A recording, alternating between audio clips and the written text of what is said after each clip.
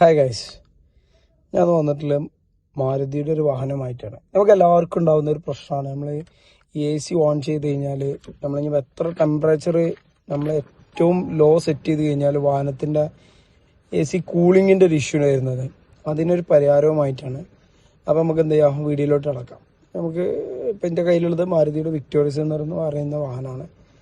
ഇതിൽ നമ്മൾ മീറ്റർ കൺസോളിലാണ് ഇത് നമുക്ക് സെറ്റ് ചെയ്യുന്നത്. ഇതേപോലെയാണ് മീറ്റർ കൺസോൾ ഓപ്പൺ ചെയ്ത് വരുന്ന സമയത്ത് ഉണ്ടാവുക. നമുക്കിതിൽ സെറ്റിങ്സിലോട്ട് പോകണം.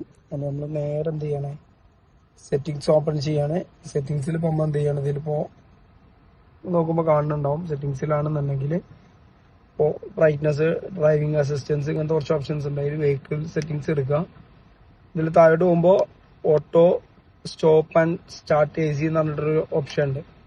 ഇതെല്ലാം മറ്റിലാണെന്നുണ്ടെങ്കിൽ AC എന്ന് കാണിക്കുക, നോർമൽ വാഹനങ്ങളാണെങ്കിൽ.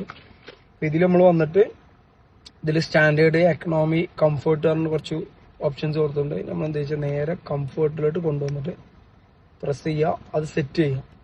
ഇത് സെറ്റ് ചെയ്ത് കഴിഞ്ഞാൽ ഇനി നമ്മൾ വാഹനം ഓപ്പൺ ചെയ്യുന്ന സമയത്ത്, സ്റ്റാർട്ട് ചെയ്യുന്ന സമയത്ത് ഇതുപോലെ AC-യുടെ ഒരു ഇഷ്യൂ നമുക്ക് വരുന്നുണ്ടാവില്ല.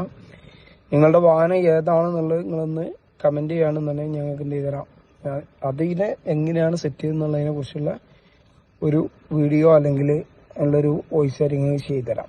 അപ്പോൾ നിങ്ങൾ ഈ വീഡിയോ കാര്യങ്ങൾ ഷെയർ ചെയ്യുക, കമൻറ്റ് ചെയ്യുക. എൻ്റെ ഇൻസ്റ്റഗ്രാം ഒന്ന് ഫോളോ ചെയ്ത് നോക്കി. ഓക്കെ.